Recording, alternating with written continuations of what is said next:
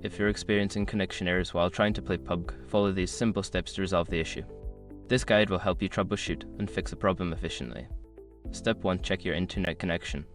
Ensure that your internet connection is stable. You can do this by testing your connection speed or trying to access other websites or online services. If your connection is slow or intermittent, consider resetting your router or contacting your internet service provider. Step 2. Restart the game. Sometimes, simply restarting the game can resolve connection issues. Close PUBG completely and relaunch it. This can help refresh the connection to the game service. Step 3. Update the game. Make sure that your game is up to date.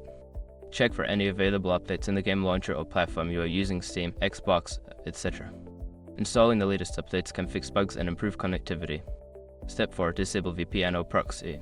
If you are using a VPN or proxy service, try disabling it. These services can sometimes interfere with your connection to the game service. After disabling, restart the game and check if the issue persists. Step 5. Verify game files. If the problem continues, verify the integrity of the game files.